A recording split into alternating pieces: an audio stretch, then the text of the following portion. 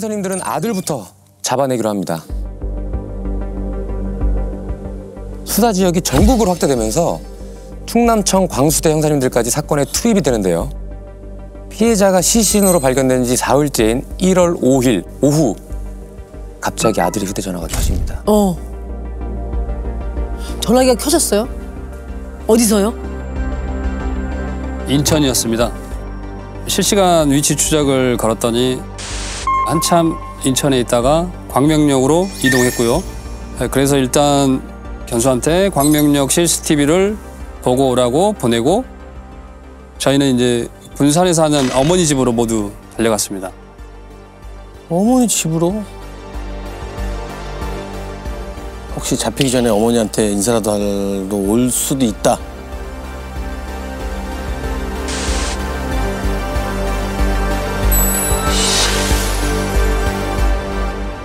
그런 거라면 참 좋았겠지만 저희가 이제 간 이유는 전혀 다른 상황이 예상됐기 때문입니다. 그래.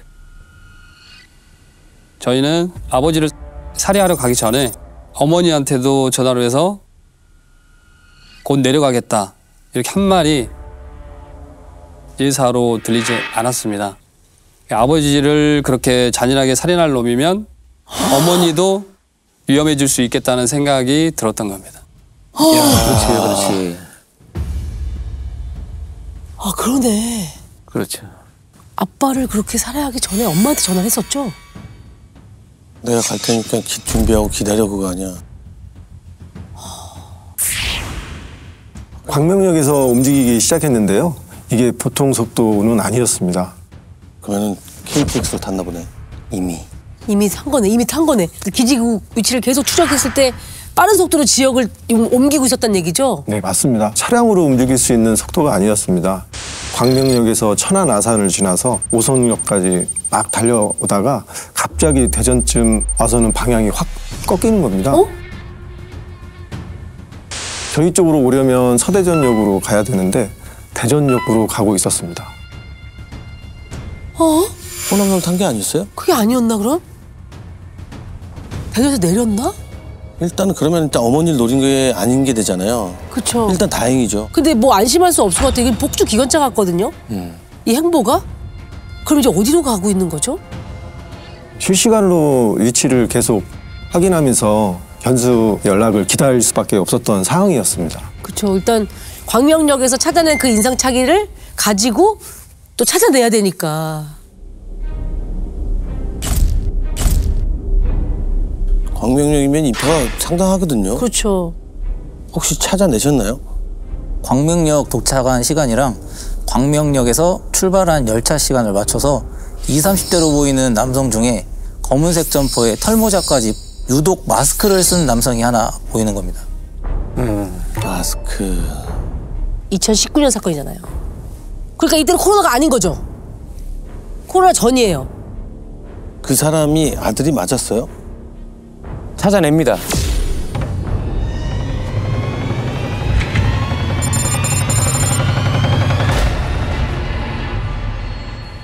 그리고 그 무렵 아들의 종착역이 부산으로 확인이 됩니다. 에? 부산? 부산을 또 왜 간 거야? 그래서 광수대에 CCTV 사진을 전송합니다. 광수대에서 추적했더니 부산역 인근에 있는 모텔로 들어가는 게 확인됐고요. 다들 그 앞에서 잠복에 들어갔습니다. 다음 날 오후 4시쯤에 짐가방을 들고 모텔을 빠져나오는 아들한테 수갑을 채웠습니다. 일단 폭주는 멈췄습니다. 아버지를 살해한 건 바로 인정을 했나요? 눈에 살기가 가득 찬 채로 저희가 아버지를 죽였다고 이렇게 했습니다. 제 형사님, 제가 그 사람을 왜 죽였는지 아세요? 그 사람 제 친아빠 아니에요. 자기 자식을 정신병원에 쳐넣는 사람이 어디 있어요? 그게 부모예요? 에? 돈도 많으면서 그 재산 다 누구 주려고? 돈 달라고 할 때 그냥 주면 되지. 씨. 사람을 무시하고 말이야. 씨. 그러니까 결국 죽잖아. 그 사람 절대 내 아빠 아니에요. 못 믿겠으면 형사님이 진짜 검사 한번 해보시던가요. 내가 오늘 잡히지만 않았어도 걔는 슬프게 모르는 건데. 제가 다 죽인 건 맞고요. 일단 오늘은 여기까지. 무슨 소리야. 뭐야, 아니야. 그래서 저 문자 200킬, 300킬 나온 거 아니에요? 진짜요? 뭐 기네스 복도 있고 뭐 별 이상한 말 다 있죠. 아니 오늘은 여기까지라는 말을 내뱉었어요? 진짜 이 말을 다 한 거예요? 맞습니다. 내일은 또 다른 네. 이게 뭐 시리즈물이니? 아니 어쨌든 간에 친아빠건 아니건 돈을 안 줬다는 얘기 아니에요. 그러니까 마치 자기는 죽일만 해서 죽인 거다 이렇게 얘기하고 있잖아요 지금. 나한테 그렇게 했기 때문에 내가 어쩔 수 없이 죽일 수밖에 없었다. 나는 어쩔 수밖에 없었다 이렇게 지금. 야, 근데 대충 짐작은 가긴 하는데 진짜 비극적이네. 미친 척하는 건가?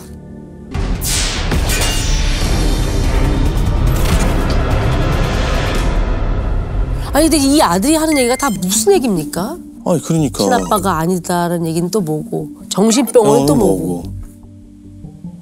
아들이 내림굿을 받고 신당을 차린 적이 있었습니다. 그래서 아버지가 뒤늦게 그 사실을 알고 혼을 내자 아들이 자기 신당에 불을 질러버렸습니다. 그래서 그때 아버지가 아들을 정신병원에 보낸 거고요. 갑자기 내림굿을? 내림굿을 또 어디서 받아? 근데 아버지 입장에서는 아들이 진짜 아픈 걸 생각해서 정신병원에 넣은 걸 수도 있어요. 갑자기 신내림을 받아서 신당을 차렸다는. 그것도 기가 막힐 그게 말이 안 되는 얘기니까. 거죠. 근데 불을 갑자기 불을 지르고 앞뒤도 없이. 그러면 약간 정신적으로 문제가 있다고 생각했을 수도 네. 있죠. 네, 당시 아들이 방화로 집행유예를 받았는데 집행유예 기간 중에 미용실을 가서 자기가 머리를 하다가 자기 무시한다는 말을 했다면서 흉기를 휘둘러가지고 그 사건으로 또 교도소에 수감이 되는데요. 출소 후에 필라테스 샵을 차리고 싶다면서 아버지한테 1,000만 원만 지원해달라 이렇게 이야기를 했었는데 아버지가 돈을 주지 않았었다고 합니다. 참 당연하지. 돈을 안 주실 수밖에 말이 안 없죠. 되는 거죠. 앞뒤도 없이 교도소 갔다 나와서 자기가 필라테스를 하겠다니. 그러니까 불 지르고 흉기 둘러서 교도소 네. 갔다 온 사람이 무턱대고 돈 달라면 주겠냐고. 필라테스는 뭐 아무나 하나요? 그 플랜 자체가 너무 허무맹랑하니까 돈을 안 주실 수밖에 말이 없죠. 안 되는 거죠. 그래서 그렇게 잔인하게 살해한 겁니까? 엎드려 자고 있던 피해자 허벅지를 찌르면서 통장과 카드 비밀번호를 물어봤다고 하고요. 그때 피해자 입에서 하얀 가루 같은 게 발견됐었는데 겨자가루를 물에 풀어서 강제로 먹였던 거였습니다. 갖은 협박에도 입을 열지 않자 밧줄로 목을 졸라 죽였고요. 피냄새 때문에 방바닥에 케첩과 마요네즈를 뿌리고 나왔다고 했습니다. 아버지를 끔찍하다. 어떻게 자기 부모를 저렇게 잔인하게 죽일 수가 있지? 동기도 말이 안 되고 너무 과정도 끔찍하고 잔인하고. 아까 그러면 톱도 나왔고 전지가위도 나왔었잖아요. 맞아. 그것도 우리가 혹시 예상했던 게 맞나요? 네. 가져간 것도 맞고 예상했던 것처럼 토막도 하려고 했었답니다. 야, 죽이러 갔네 그냥. 뒤처리를 하는데 생각보다 쉽지 않았다고 하면서 털어놓은 말이 그날 어머니까지 살해하려고 했다가 기운이 빠져서 못 간 거라고 했습니다. 며칠 내로 다시 갈 계획이라고 했고요. 어머, 어머니까지. 검거가 안 됐으면 연쇄가 될 뻔했네요. 그럼요. 연쇄살인.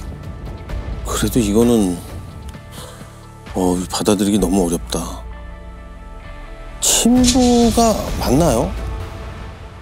네, 친부가 맞습니다. 어머니께도 확인해 봤는데 피해자의 친아들이라고 했습니다. 전형적인 편집증 망상형으로 보이는데 이해가 안 되는 게 PC방에서 멀쩡히 잘 일했대. 네. 근데 어떻게 갑자기 이렇게 변해? 그러니까 이 망상은요 실제로 그렇게 믿는 증상이에요. 남을 속이려고 하는 게 아니고 실제로 그렇게 믿고 있기 때문에 일상생활에서는 자기 삶을 그대로 살면서 자기가 의도한 대로 살아가요. 다만 생각이 친아버지가 아니야, 그래서 나를 도와주지 않는 거야 라는 생각만 갖고 있는 거지, 일상생활에서는 문제를 일으키지 않죠. 이게 이제 심해지기 시작을 하면 저 사람이 나를 무시한다, 손가락질을 한다, 이런 증상으로 발전을 해 나가는 건데, 근데 중요한 건 실행은 자기 의지로 했다라는 거죠. 아니 그러니까요 이게. 이거는 지금 법정에서도 이미 자유의지라고 생각을 해서 처벌을 하고 있긴 합니다, 지금은. 네. 참 시작할 때 우리가 이제 평생을 부정당했다 그런 얘기도 했었는데, 이건 진짜 말 그대로 부정을 부정당한 거네요. 야, 아들이 자기 자신의 목을 조를 때 마지막에 아들하고 계속 눈을 봤을 거 아니에요. 어떤 심정이었을까. 아 정말 내가 지금 용영하면서 최고의, 너무 충격적이에요 이거는. 결국엔 그건 돈이잖아. 그러니까 동기가 형성되는 과정에 그런 이상 심리가 개입을 했지, 실행은 자기 의지로 했다라는 거죠. 어떻게 해야 되는 거야? 만약에 이 형사님이 그 광명역에서 아들의 인상착의를 파악하지 못했다면 아주 끔찍한 상황이 펼쳐질 뻔한 거죠. 아들이 들고 있던 가방에서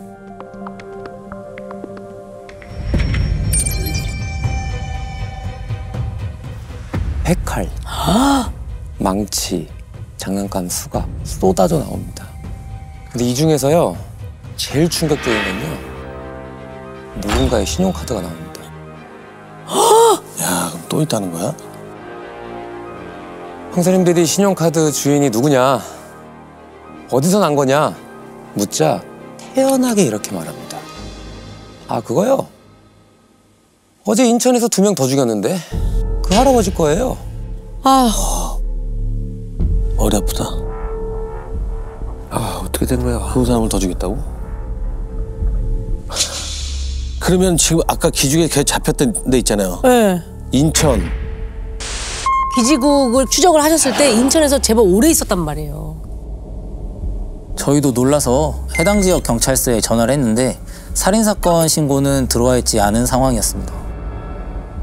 그래서 카드 명의자 이름을 말하고 관내 동명이 60, 70대 어르신 집을 좀 가보라고 했는데 잠시 후에 다시 전화가 오는 겁니다. 노부부가 집에서 살해됐다고. 어머, 아, 사신이었네. 연쇄살인바야? 미치겠다 정말. 근데 진짜 끔찍하네요. 부산에서 안 잡혔으면 진짜. 이거는 전국적인 연쇄살인 사건으로 더 확장될 뻔한 거죠. 노부부다 보니까 이게 드러나지도 않고 지금 그렇죠. 사건만 두 일어나고 분이만 있는 사시는 상황이네요. 집이면 발견될 때까지 시간도 제법 걸렸을 거예요. 미치겠다 정말. 아니 근데 이 진술로는 아버지와의 관계 때문에 살인을 한 거잖아요. 네. 뭔가. 근데 이 노부부는 살해할 이유가 없잖아요. 아들의 진술로는 길 가다 우연히 빌라로 들어가는 할아버지가 보이길래 그냥 따라 들어가 살해했다고 했습니다. 할아버지한테는 왼쪽 허벅지와 가슴을 수군데 자창 확인됐고요. 할머니는 복부 자창과 얼굴에 구타 흔적이 남아 있었습니다. 노 부부가 키우던 반려견까지 죽은 상태로 발견됐고요. 아, 끔찍해 진짜.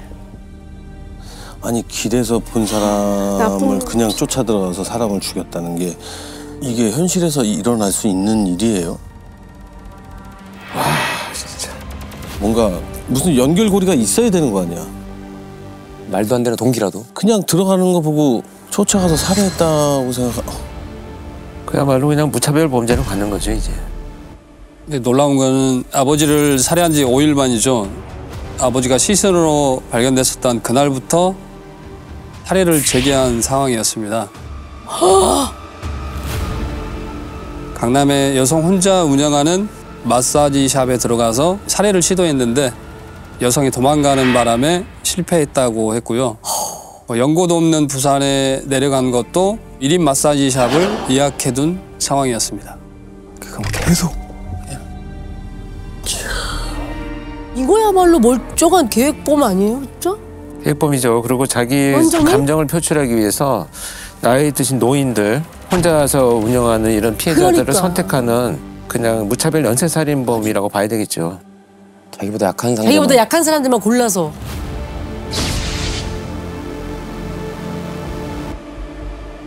아니 아까 제일 처음에 우리가 지금도 이해가 안 되는 300킬 어쩌고저쩌고 한 거. 그게 그러면 아들이 쓴 글인가요? 조사 이튿날 아들이 진실을 털어놓습니다.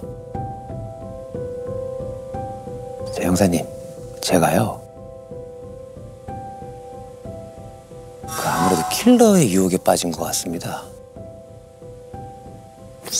개떡같은 소리야. 킬러 유혹에 빠졌다고? 아니 너무 황당해요. 너무 황당한 얘기잖아요, 사실. 이게 무슨 얘기야? 킬러 유혹에 빠지다니. 이게 무슨 말이에요?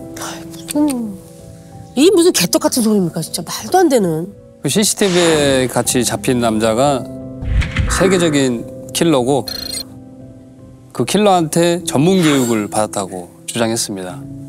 예, 아버지를 살해하는 방법부터 범행 도구를 뭘로 구입할지 시체를 처리하는 방법까지 킬러가 모두 알려줬다고 했습니다. 아니 만약에 진짜라면 이 이야기를 들었을 때 형사님은 어땠을 거라는 얼마나 더 생각- 하셨겠어. 우리는 진짜 걸러드는데도 이렇게 막 화딱지가 나고 분하고 황당한데. 아니 그러면은 자기가 킬러에게 학습을 당해서 아빠를 살해하러 갈 때 킬러와 함께 뭐 현장 학습이라도 갔다는 얘기예요? 그럼 직접 배우고 뭐 따라갔다 뭐 이런 건가? 킬러는 현장에서 별로 한 게 없었다고 했습니다.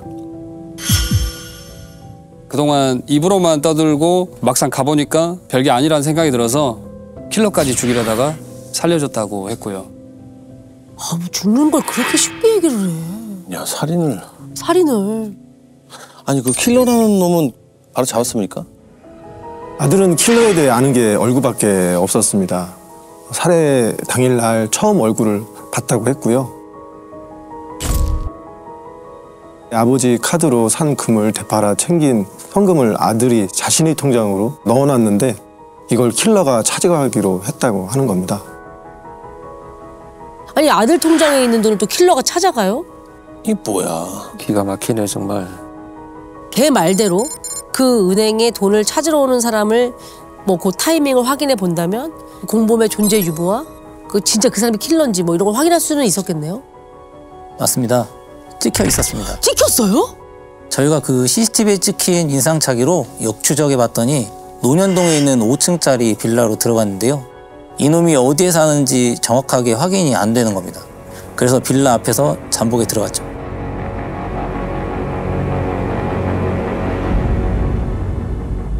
그렇게 잠복 이튿날 아침 서 팀장님이 검은 비닐봉지 하나를 들고 잠복 중이던 형사님들 차에 올라탑니다. 밤새 길목에 숨어서 이튿날을 꼬박 새는 게 고생스러워 보였는지 그 호떡 가게 사장님이 팀장님 손에 호떡을 쥐어주셨다고 해요. 네. 그런 팀장님 얼굴에는 고단함이 잔뜩 내려앉아 있었다고 합니다. 그래 지금 이런 이야기가 세상 사는 이야기지. 별건 아니지만 어떡해. 요기하세요 이런 거. 이게 아름다운 세상인데 다 했지. 그때가 1월 9일이었거든요. 시신 발견된 지 딱 일주일하고 하루 지났을 때였는데 잠은 못 잤지, 날씨는 춥지, 정말 추웠어요. 네. 정말 4명 다 거의 뭐 산 송장이었는데 팀장님이 호떡 나눠주시면서 저녁 6시까지 공범 못 잡으면 우리 모두 서천으로 다시 돌아가야 된다고 하시는 겁니다. 공범이 제가 보기에 코앞에 있는 것 같은데 돌아가긴 너무 아쉽지 않았을까요? 그러니까요. 상부에서는 저희 팀 인원으로는 검거가 어려울 수도 있겠다는 걱정을 하신 상황인 것 같았습니다. 그래서 그때 또 이 형님이 팀장님한테 팀장님 이러다 진짜 죽을 것 같습니다. 일단 호떡이라도 한 입 드시고 뭐 피해자분도 우리를 돕지 않겠냐. 저희 셋도 이제 한 입씩 여기 베어 물었는데 그 이상하게도 그 순간에 택배차 한 대가 저희 차 앞에 딱 서는 겁니다. 오, 조금만 더 힘을 냅시다 하는 그게 약간 그 마법과도 같은 그 주문. 팀들을 독려하는 그 얘기에 그 매직이 시작된 건가요? 범인을 잡을 수 있었나요? 잡았습니다. 택배 기사님이랑 저희가 작전을 짜고 올라가서 바로 검거했습니다. 잡았네.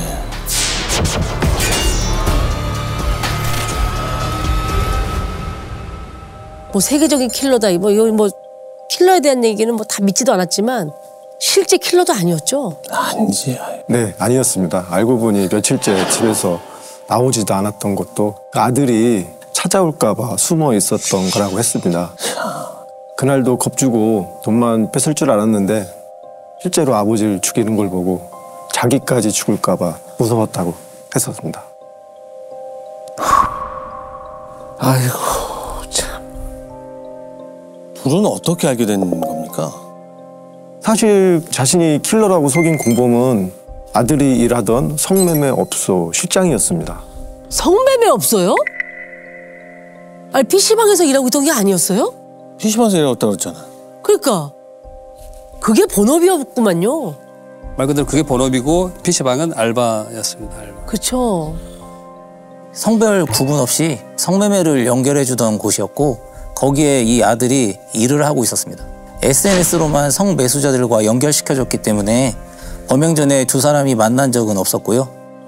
자, 온라인상에만 대화를 나눴다. 아버지를 살해하러 간 그날 딱 처음 서로 얼굴을 본 거였습니다. 그러니까 아들은 그 성매매업소 실장이 진짜 킬러라고 생각을 하고 속은 것이다. 아니, 둘이 똑같은 놈들이네 그냥. 아, 이게 말이 돼? 아들이 이제 어느 날부터 이제 실장한테 아버지에 대한 고민을 털어놓기 시작했다고 했습니다. 실장이 계속 아버지가 계부다. 계부가 친부를 죽이고 지금껏 친아버지인 척 널 속인 거다. 그렇게 가스라이팅을 하기 시작했다고 하고요. 그리고는 갑자기 이제 자기가 사실 세계적인 킬러다. 내가 도와주겠다며 접근을 했던 거였습니다. 그러니까 그 실장도 그 아들한테 망상을 막 심어준 거네. 얘가 가스라이팅을 한 거네. 네. 세계적인 킬러가 성매매업소에서 일을 한다는 게 무슨 말 같지도 않은 소리야. 지가 뭐라도 되느냐 허세를 부리는 거잖아요. 이렇게 현실에서 아, 일어나는구나. 이게 진짜. 심지어 어머니를 살해해야 한다고 부추긴 것도 그 공범이었습니다. 엄마까지 합세해서 계부인 걸 속여왔다. 친부의 한을 풀어주려면 모두 살해해야 한다고 엄마뿐만 아니라 고모까지 이렇게 살해하라고 지시를 합니다. 고모까지? 그 가족에 연결되는 건 다 죽인다고 그냥. 했겠네. 야, 진짜 만약에 못 잡으셨으면 큰일 날 뻔했네. 다 이런 살해 사건이 계속 일어났을 거 아니에요. 계속. 그러니까 진짜 황당하네요. 참 다시 생각해도 어이가 없는데요. 어이가 없다 진짜. 아들한테 진정한 영웅 킬러가 되려면 만약 검거가 되더라도 혼자 다 책임져야 이름을 날릴 수 있다. 이런 식으로 단도리를 쳤습니다. 아들은 또 그걸 받아들여서 혼자 다 끌어안고 가겠다고 약속을 했었고요. 그 무슨 약속이라고 그런 약속을 하니.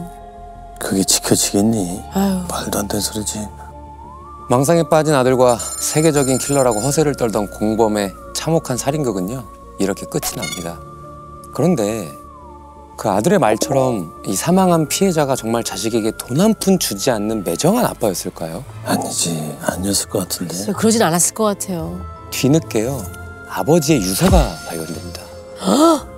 미리 작성해 놓으신 유서? 네. 아 설마. 일단 뭐라고 써 있었습니까? 우리가 한번 들어보는 게. 만약 본인이 사망하면 모든 재산은 아들에게 물려주겠다는 내용이었습니다.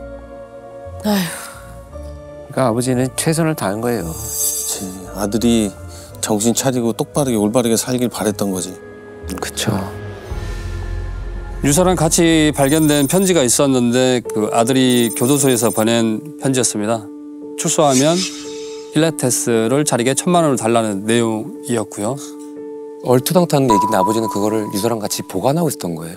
기다리고 있었겠죠. 어쩌면 아빠는 또 내가 죽고 나면 얘는 진짜 없을 텐데 그 생각으로. 교도소에서 편지가 왔으니까 아 정신 차렸나 보다 하고 기다리고 있었는데 나와서 보니 그게 아니었을 수도 있지. 그렇죠. 정작 그게 아니니까 시간이 더 필요하겠구나라고 생각을 하셨겠지. 나이가 몇 살이었어요? 30이 쪽 안 됐던 나이였어요. 아버지를 계부라고 생각하는 건 초등학교나 어렸을 때예요.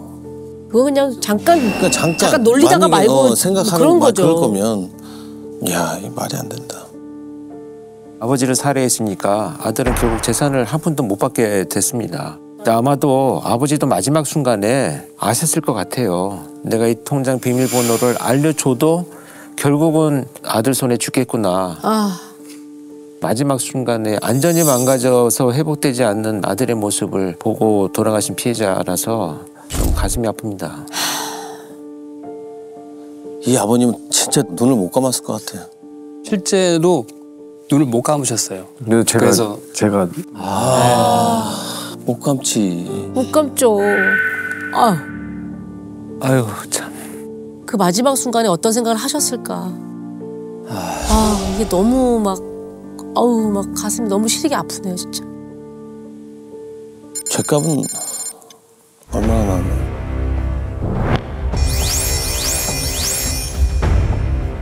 그 아들은 무기징역을 받았고요. 그 공범은 30년을 선고받았습니다. 근데 아들은요, 본인이 조현병이라면서 심신미약 상태였다고 주장을 했습니다. 받아들여지진 않았습니다. 안 받아들이지. 심신미약을 주장하기에는 범행이 너무 계획적이에요. 너무 많은 피해자가 있고요. 네. 이런 일이 현실에 있을 수가 있지.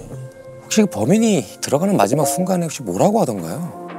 무조건 강남에 있는 샵에 가서 눈썹 문신을 하고 싶다고. 아이고 이놈아 참. 처음으로 답이 없다는 벽에 부딪힌 것 같아요. 예, 이 진짜 사건은 진짜. 예. 아, 이건 답이 없다. 어떻게 판단을 내릴 수 없는 일이다라는 게 딱 부딪히는 것 같아요, 벽에. 이미 해결된 사건이고 이걸 듣는 저희도 이렇게 힘든데 그 현장을 직면해야 되고 마주해야 되고 수사해야 되는 형사님들은 정말 오죽하실까 하는 마음을 다시 한번 깨닫게 됐고요.